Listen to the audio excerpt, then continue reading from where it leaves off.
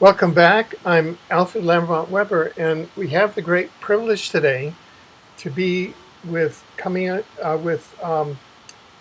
the uh, public outreach director of the European Coalition Against Covert Harassment, Melanie Richan, who's coming to us from Brussels.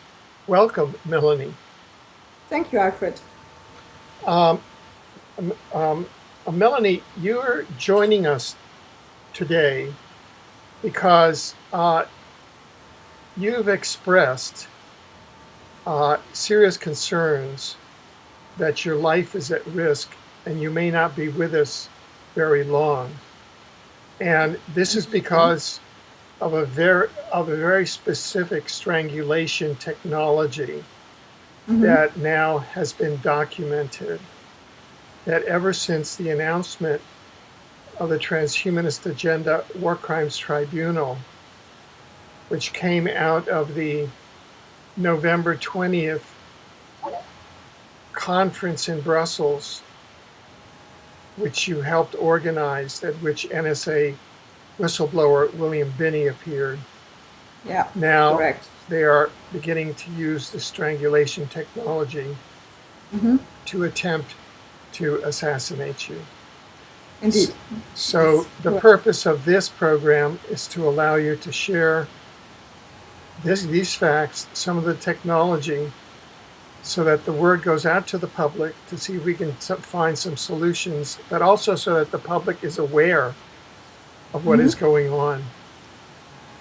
You have expert affidavits, you have the technology, we have major newspaper coverage of the harassment that's going on against you from one of the major newspapers in Belgium. We'll be going through all of this in the course of this program. But could you please start out just walking us through the narrative? First, the technology.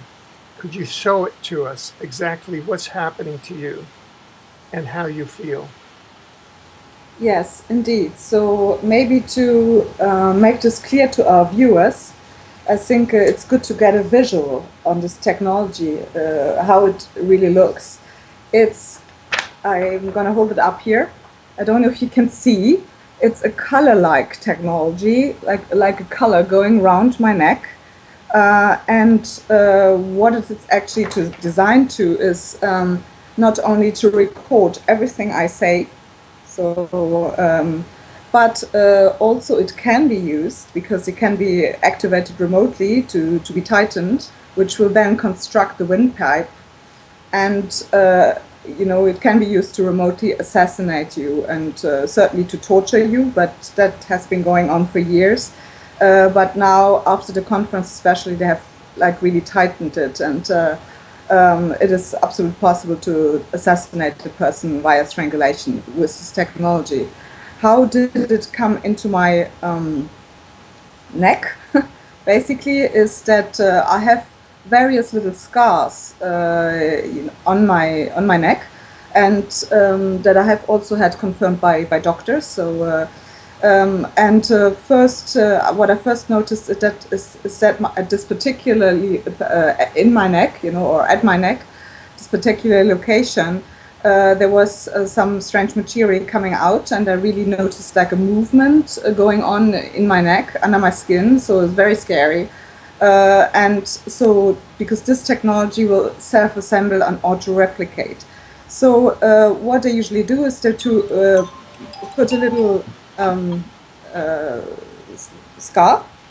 I mean, they're introduce it at a given anatomical point in your body where they wanted to self-assemble and auto-replicate, and then will then do this to build this kind of tool, which is, as I said, first there to record everything I say, my whole speech. And also there's also a lead going into my tongue, so everything is recorded, but can also be used, and indeed I fear it will be used to assassinate somebody remotely.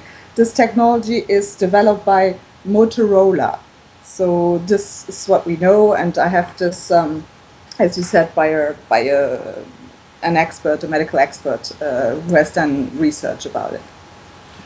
Right, right.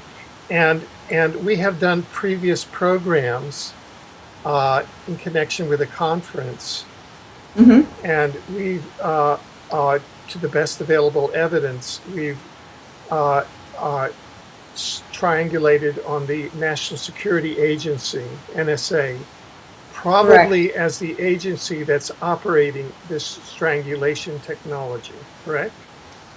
Well, it could be operated by NSA, but I think it's important to underline with this particular technology, as it says here, that it has been developed by DARPA, and Oh, actually DARPA. referred, yeah, and it includes a e-skin tattoo, so it's tattooing your skin. And for example, if it would be developed by Motorola, you would probably have Motorola on this e-tattoo. And we know that from Regina Dugan. And Regina Dugan was the former DARPA head. And she's now in charge, in fact, of advanced research at Motorola. And Motorola has put a patent on this technology. So it's called Motorola Patents e-tattoos that can read your thoughts by listening to unvocalized words in your throat. So I said before that everything I say is recorded, but it's even, going further than that. It says it's listening to unvocalized words. So things that I think, but that I have not necessarily spoken or spoken yet. Now, have you heard Regina Dugan that she was Barack Obama's first head of DARPA? Yes, indeed. Yeah, Yeah, I've heard that. and have you also heard that she was supposedly, according to 3 whistleblowers, Andrew Bishago, Bernard Mendez, and William Stilling, she was part of the CIA Mars teleportation program. Have you heard of that? I've heard that because I have seen a few of your programs Yeah, where, Mr. Bukshago was saying that. yeah, And I think what is interesting in this context is that I also have implants in my eyes, so on my visual cortex. Also, just below my eyebrows, you see very small, discrete scars. So this is where these implants have been introduced into my body without my consent. And what I think is interesting, that with this technology you can flash images or video clips, in the head of the victims, which is also my case. And I very often get this image of this Pegasus program flashed into my head. So oh, you I think do. there's a link here. So you get an image of a Pegasus Yes. through those holograms. It's very Now, frequent, one of the very frequent images. yesterday we were told in a round table, first by Town Councillor Simon Parks of the UK, and confirmed by U.S. Marine Captain Special Section Randy Kramer, who's here speaking out publicly under authority of Special Article 21 and his chain of command, that Dick Cheney was in fact charge of the secret Mars program, and perhaps even charge of those programs that you're a victim of. Yeah, it is very possible. And wasn't he also the architect of this enhanced interrogation programs? Yes. What I think we can very safely call torture. Yes. Yes. So that all falls under torture. So this is all coming out today. Well, you also have a lengthy affidavit. Could you show that, and from an expert, and describe the contents of it? Yes. So indeed, when I had felt this horror of this strangulation technology that was self-assembling and auto-replicating in my neck. I did my own research and I looked a little bit who could actually explain to me what this technology is and what it can potentially do. Although, as I was regularly, and I still am, regularly strangled and choked, I already had an idea of what it could do and what it was probably designed for. So I, at that point, contacted an expert, a taxologist, and an expert in nanotechnology, who's done extensive research about this technology, to ask for her opinion what this could be. And I think she doesn't mind if I say it, because it is Dr. Hildegard Stenninger. It's a Californian taxologist and an expert in nanotechnology. And she wrote an affidavit to support my court case. And what she says, I'm just going to read this passage to our viewers, I think it's very important, is, so she says that I did contacted her on October 10th, 2014 to determine if there was any innovative nanotechnology that could cause one to experience choking, strangling of the throat, and or physiological occurrences as I have experienced after discovering scars and other physical changes with her body. And Dr. Stenninger says that the innovative nanotechnology that may be applied to the symptoms described in number 8 are known as crystalline polymers and elastomers of optical colloidal and nanostructure systems, as developed through scientific programs with the University of Wisconsin at Madison, United States, and what I found very interesting, and I had found this already before, and the Netherlands at the University of Twente, and Nottingham Trent University in the United Kingdom, through corroborative research funded by DARPA and the US Air Force. And she gives us a link. So the technology that the assassination and monitoring and attempted robotization, where they're projecting holograms of Pegasus, and yes, all the time. Yes, and other holograms. What are some of the other holograms? They're mostly satanic images. So you have, for example, a full moon, and it's always red and black in the colors, and you have some bats flying, in front of the moon and coming, like back on Earth. So, and for example, you've got huge snakes coming at you, just like this out of the blue, and with their tongue forward, look like if it's gonna bite you. You have got a lot of images of altars, look like ritual sacrifice or preparations. You've got torture images, you've got images out of concentration camps, you've got naked women in barbed wires. So all kinds of mostly satanic images or images of torture, or then images relating to known programs, for example, the Pegasus program, which is related to time travel, teletransportation, and all this. So, yeah, it is, I think, really psychological warfare. Well, there's a whistleblower from George H.W. Bush's entourage organization, Operation 40, who says that the name of the CIA assassination program under George H.W. Bush was Pegasus. That's the assassination program. So that Pegasus is the assassination program. So they are targeting you with Operation Pegasus, which is the assassination program, using that technology Mm-hmm. of a group of people that started back in the 60s with George H.W. Bush, Dick Cheney, and branching out to time travel, branching out to all of these technologies to suppress Right. people. Mm-hmm.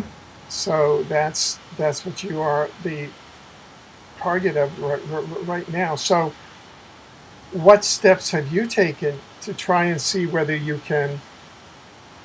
there's any way to get rid of this technology?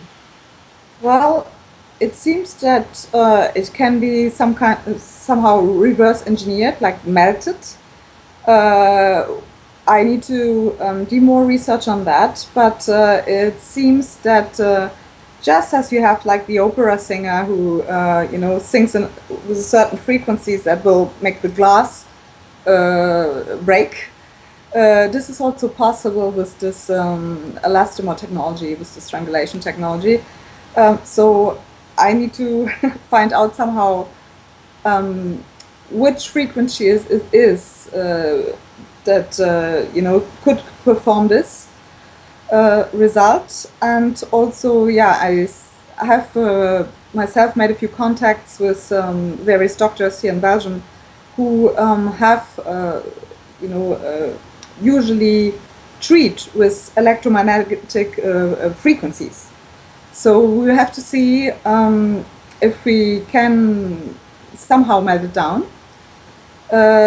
Because obviously, if I have to get a surgeon to remove it, I have tried here in the Brussels University. Although I think the surgeon believed me, and I had quite good material for him to look at, and so that he wouldn't think I'm delusional. And also, I was referred by a colleague of his, who's my nose, ears, and throat doctor. But who did not want to, remove this technology because he said he didn't know it, and it's also made in such a way it has a wrapping that makes it totally invisible on any medical imagery that we currently have available. So it's very difficult to find a surgeon who will remove something he cannot see, and I think if there's a possibility, and there seems to be, so somehow melt it down without any surgery, then I would certainly prefer that. Yeah. So Right. So you're in the process, and do you think that there are good chances to find such frequencies or machines? I don't. I hope so, because I mean this is really threatening my life. Yeah. Apart from constant torture, because it's like somebody's taking a collar, putting it around your neck, and choking you. Right. It is something really potentially. It's a weapon, to assassinate, designed to assassinate. Right. Now. So I do hope I'll find somebody, and I would like to take advantage of this program. I feel to maybe make an appeal to any doctor who knows this technology, or any surgeons who think that they are confident enough to take this on, or to remove it, or any doctors or scientists that is willing to research this and could possibly help me. And how could they get in contact with you? They can contact me, of course, via the UK Coach email. There's a contact email. Otherwise, they can. I'll give my personal email. Yeah, So we'll put that at the end. Yeah, put it up. Yeah. And they can write to me. Yes, good. Now, you've also been the subject of considerable COINTELPRO harassment within and still am, yeah. Yes, and still are within a judicial system that has worked through compromised judges and false psychologists while you're being targeted with this to take away your child. Yes. Yes, indeed. and this has now achieved coverage within one of Belgium's major newspapers. Could you first show the article so that people can Yes, this is an article that came out on the 2nd of December in La Dernière Heure, which is one of the major French-speaking newspapers in Belgium. So, and it says here, a false psychologist mandated by justice. And that's you and your attorney. That's me. That is another dad. Oh. The same was done too, by the same psychologist. He lost his daughter. I see. And this is my attorney, Philippe van Langendonk, who filed a complaint. I see. Of course. Okay. Yeah. Could you explain to us exactly how this COINTELPRO legal trap was set for you? Yes. So, as many victims of electronic terrorism, because I prefer this term rather than to say targeted individuals, because I don't feel that this term, does the victims justice in terms of the horror they experience, because this is really terrorism. I am not an exception like this. It's often the case that first the people are victimized with this technology, and when they then complain about it or research or file a complaint or basically stand up to this tyranny, then they're very often victimized again by the psychiatric community or the psychological community. Although we have to make differences, I'm not saying that all the psychiatrists or the psychologists are corrupt. I myself, I'm a good example because I had a psychiatrist and another psychologist supporting me. So, but this is what is usually organized and what usually happens. So in my case, this was, I'm not an exception. This was also the case. So the father of my child was manipulated into, because I was complaining about this and I was, explaining him what was happening and my despair of being victimized and tortured on a daily basis by this technology. He was then manipulated into actually, going to police, going to the authority, and saying that he thinks that I'm somehow depressed or suicidal or that I have some psychological issues. This was used then to, very quickly to start a custody procedure where my child was indeed taken away from me. So from me having total custody, the custody went from one day to another to the father. Although it was said that there's also the possibility to take the child also away from the father. So because he was also described by like psychologically unstable and so and I was described like a raving lunatic and totally delusional. And I then the court's order was that I had the right to see my child 1 hour per week in a supervised facility. So and this was done for one day, and to do that they used what we were told, and I immediately had a strange feeling. They used a psychological expert, mandated by the court, to make, like, let's say, officially, like an inquiry where the child would be best placed, either with the mother or the father or elsewhere, in foster care. And in this psychological expertise, where we know now that she's not a psychologist, she does not hold the title, and she's absolutely not authorized to do this kind of expertise, which she's done for years, by the way. I'm not the only, parent she's done that to. She described me as a raving lunatic, ready to kill my son, and also used the fact that my ex-partner had told her about this strangulation technology that I believe had in my that I had in my neck, to write that not only this kind of robotizing, dehumanizing technology does not exist. Anybody who thinks it exists is delusional, so I'm also delusional. And I would certainly, next time my son has a cough, I would take a knife and open his throat in an effort to save him. So that the custody should immediately totally taken away from me, and I should see a psychiatrist, at least weekly. And also my son, who was 2 years of age at the time, should see a psychiatrist, very regularly, to help him deal with this delusional mother.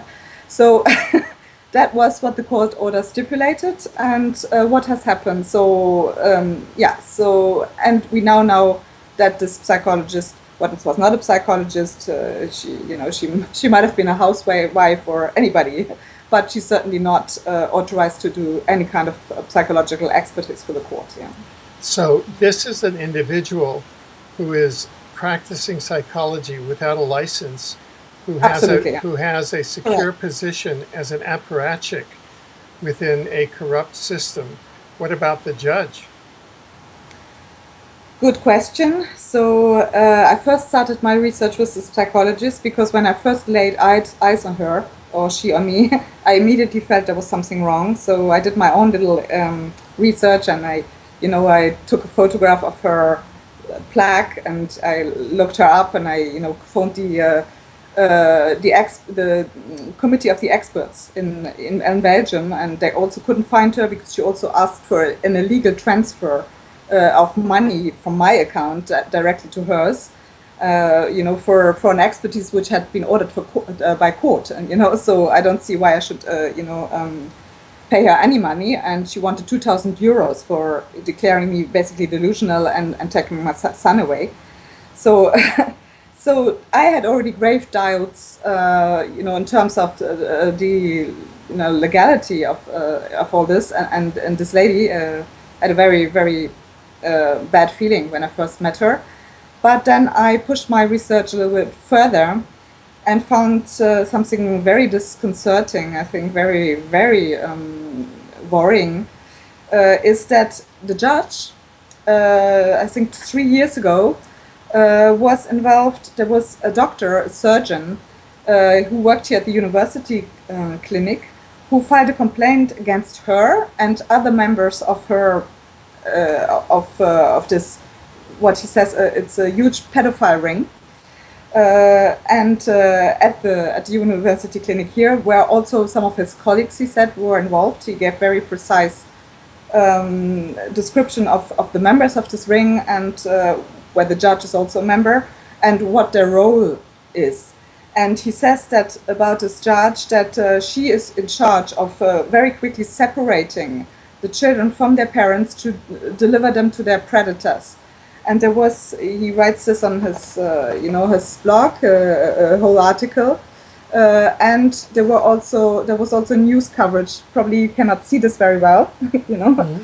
but there were we can see it. Yeah, because what happened is once this, as it looks to me, a brave individual filed a complaint against all the members of this pedophile ring, where the judge was one of them, he was barred. His license was taken away from him, and he was, barred from the order of the physicians here for having done that.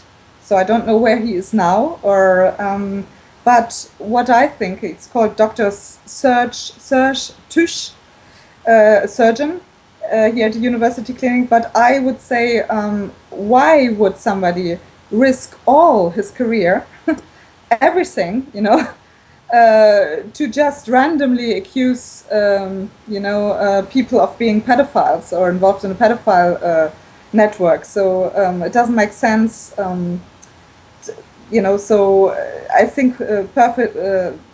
And also there was an inquiry done. Apparently, this dismissal of him and this to strike him from the bar, from the order of physician, seems to be totally seems to also be illegal or totally random. I mean, there was no proper cause actually to do that, and that's what the article says in the newspaper. So that is very concerning, because the judge was precisely our youth judge. So that what appears, judging from the facts, that these are objective facts, so that what appears to have happened to you is that you've been implanted with this Motorola technology that's now operated by the infrastructure that we've seen, most probably from a DARPA, NSA background, that then Correct. then drives you into a a satanic pedophile network, which is part of the social reality there in Belgium, as we know, because that was a recent issue in the Belgian parliament, as I recall. Yes, absolutely. I mean that brings us back to the Dutroux case, and also the fact that the former member of parliament Laurent Louis, publicly in the parliament requested that this Dutroux case was reopened. He requested that I think it was 6,000 DNA traces in this cage where the children were held. Were examined, because we were told they're all the truth, which, I think I and all the Belgian public has really a hard time believing it. So he officially requested that this case was reopened, and also showed the total discrepancies. And I mean, it's just not possible. He said that the two girls that died, I mean, there were more, but the true victims, the autopsy clearly shows that there were very grave genital and anal lesions that are, can only be, occur when the victims were raped, just shortly before their death.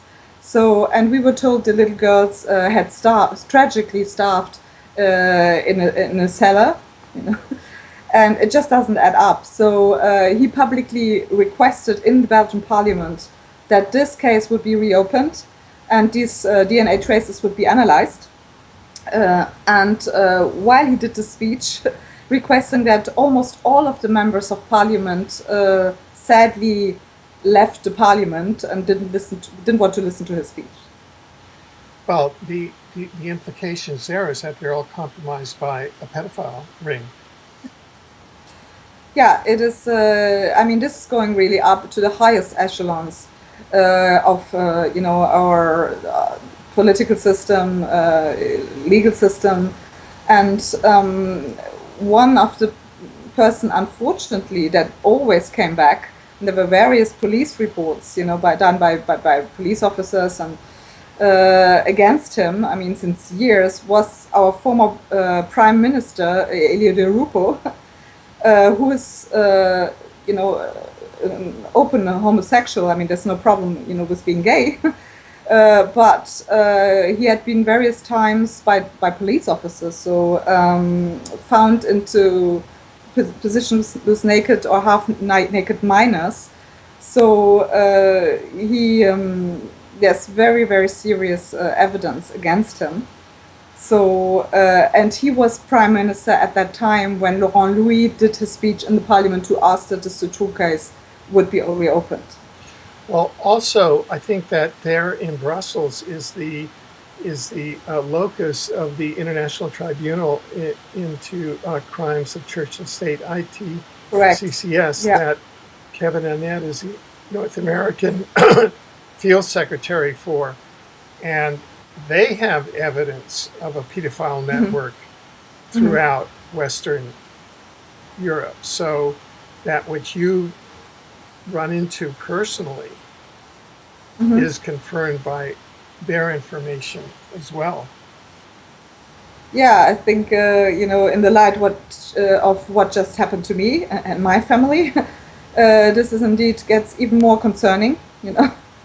And really, the fact that this, apparently very bright and very successful young surgeon risked his whole career to denounce, this judge and other members of, what he said, a very, very dangerous and wide-ranging pedophile ring, is very, very telling, I think, and. Should wake up the public and alarm the public. Well, now you have you're there in Brussels, and on the flip side of things, on the positive side of things, you're doing very important work. You are you've just finished the first world first European conference Mm-hmm. exposing the transhumanist agenda, which we have just viewed in terms of what's occurring to you. Mm-hmm. Secondly, you're help organizing with a whole team a war crimes tribunal, and Correct. Yeah. thirdly, Next project. you also are meeting with the European Parliament on legislation to Mm-hmm. make sure that all these weapons are banned. Could you tell us about your meetings with with the European Parliament and your planned meetings with them, and what this legislation is all about? Yes, we have submitted a proposal for legislation with the Committee for Civil Liberties, Justice and Home Affairs, which is shortly called the Libby Committee, here Right. in the European Parliament, to ban these new torture weapons that function on new physics principles like these implants weapons, nanotechnology weapons, directed energy weapons. Uh, Frequency weapons, also the chemtrails fall into this, and the HARP system. So we had various meetings with them to demand that we would, at least in the European Union, ban the use, or let's say the misuse of these kinds of weapons. So yeah, this is also something I'm fighting regularly, meeting with them and demand that we need to create appropriate EU legislation that will protect our citizens from these kinds of genocidal weapons that are used at a large scale against a peaceful population. So and we had a little success recently. It was just 2 days before the conference, and I mentioned this because the conference was at the on the 20th of November, the day of the rights of the child, actually, because I lost my child. So, and today were the 10th of December, which is the International Day for for human rights anyway. So 2 days before the conference, I went with one of our board members, Dr. Edward Spencer, who is a retired neurologist, to the European Parliament to attend a lecture there, the annual STOA lecture, by the Nobel Prize winner, Professor Thomas Südhoff. And after his presentation, the audience was allowed to ask a few questions. Not very many were selected, but mine was selected. I posed this question on behalf of the European Coalition of Covert Harassment and the International Center Against Covert Technologies, and I asked him, okay, we understand the importance of this research, the brain research that you're doing and the European Brain Project, but what safeguards do you put in place for this research to be conducted in an ethical manner and in full respect of human rights? And to my surprise, or yeah, let's say positive surprise, he said that he believes that at Stanford University, the research he's in charge of is fully ethical, okay? But he did admit publicly in the European Parliament that this is not the case for clinical trials. That he thinks that we need stronger regulations, better control, stronger rules, or the regulation that is there has to be enforced, because he says this has to be to protect the subjects, but also to protect the scientists. And he said that he was aware of this, that in clinical trials this research was currently not conducted, or not always conducted in an ethical manner and not respecting human rights. Right. I got this on film. I think that was very important. Exactly. So now, last night, in the midst of all of this terribly important work, you and I had a communication, and you said, Alfred, I don't think I'm going to be here very much longer to do this because of the strangulation technology. Yes. And you said, I've gotten the letter from Belgian Telecom that my internet is being cut off today, December 10th. So we Yes. better do the interview today. Correct. Now, do you have a PayPal account or any way that people who want to donate to you can do so? Well, that's very nice. What I could do is I could send you the my account numbers, my details, and if Yeah. people want to donate to help me to Okay. stay online, basically, and Yeah. keep on Yeah, fighting. yeah. So Yeah. to keep on I fighting. could send it to you, and people, Yeah. can make a donation if they want. So I would certainly be very grateful. Yeah. Because if I'm offline, that means that no work's getting done, at least Yeah. not here in Brussels. And I think it's in the interest of everybody, all the victims, and the whole humanity. If I can continue to do this work, I mean, I would certainly be very grateful if people could help me. Right. Right. So because these are the circumstances that this transhumanist agenda, led by the Cheney, I've got to say it, Obama, Regina Dugan, Project Pegasus machine, Yeah. Operation Pegasus, the Bush assassination machine. That's what they're doing. And this is it at work, folks. So just acknowledge it. Take it in, Okay. America. These are your tax dollars at work. Do something about it. It's indeed public money being spent to torture Yeah, and sure. assassinate. It is. It is. Absolutely. And even under Obama, Barry Soetoro Soebarka, Correct. Yeah. with And, Regina Dugan, with all those characters. This cast of Yeah, characters. absolutely. And we War had just here in the criminals. Libby committee this Criminales de guerra. yeah, War criminals. Lawson, see. Yeah, yeah. We just Brilliant had judge here. in courts of law, by the way. Yeah, absolutely. Yeah, they So, have I was there yeah, as a judge. I was. yeah, yeah. I know. Okay. Yeah, and I agree. And, it's also, I think, important that, the public, with these NSA surveillance revelation done by Edward Snowden, at least here in Europe, I think that the public, has woken up or is starting to woke up from their peaceful slumber, they have been manipulated in. But, and the Libby committee did do what they called an in-depth inquiry in this illegal surveillance, programs of the NSA of European citizens. But I'm pretty sure that we have just seen the tip of the iceberg here. What is really going on is so much more, criminal and so much more horrifying, actually. So it is good that the Libby committee does this kind of inquiries. Much more to inquire and to research.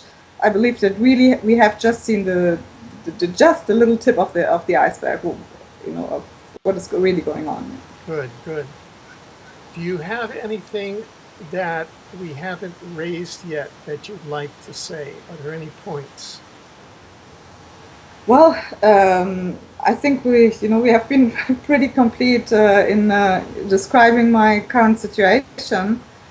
Although it's not new, but the fact that I'm ever more strangled, and also, with this technology, voice to skull, it's even possible to give the victim audible commands.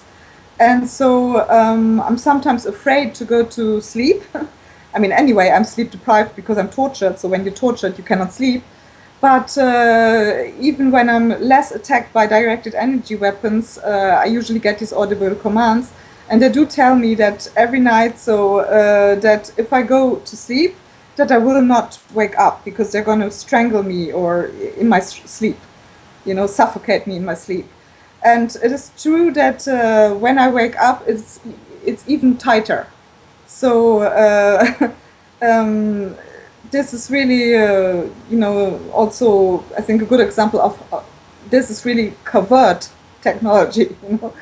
It's really, it's just atrocious, and I'm sure I'm one of the victims who does speak out, who does do their own research, who's not afraid of contacting experts, contacting politicians. So because I have a strong fighting spirit, and I'm absolutely, let's say, I want to defend humanity at any cost.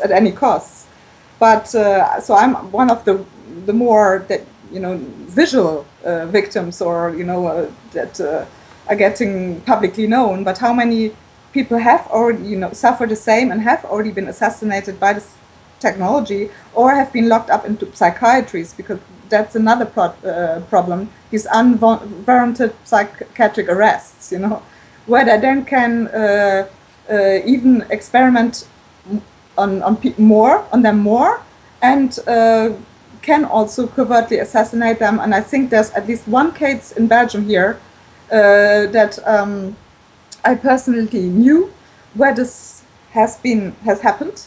She was starting to get very outspoken and got locked up in psychiatry, and then we suddenly told that she committed suicide. So I have very grave doubts that this woman was not assassinated. So it's really important that the public gets aware of this, and gets interested in this subject, because it's about the future of the whole of humanity. Thank you. Do you have any you're in such a key position, Melanie, in Brussels, kind of at the heart there of this transhumanist agenda, pedophilia network in Europe that we're now pushing back. What words, and you yourself are fighting a battle within yourself with this technology that they're trying to do. What words would you like to share and leave our viewers with? I would, do an appeal to the public to get involved in this fight, because right now it is us, the victims, but it is very easy to victimize a person with this technology. All you need is a needle, basically, and who of us has never gone to the doctor and did not get some kind of injection? So that's all you need to implant a person. So it is incredibly easy to do it. So what we need to do is people not only to wake up, but get active. Talk about this in your communities. And if you're, in Belgium, I've just gotten a new colleague. So, people are getting, interested in this and want to get involved. So don't hesitate, if you want to get involved, if you want to know more about this, and if you want to help us in this fight, to contact me. And I'm certain everybody has some skills, and I can promise you that they will be put to good use here in Brussels if you contact me. So thank you. Yes. Well, thank you very much. Thank you. Okay. Okay. Thank you for this interview. Certainly. Bye-bye.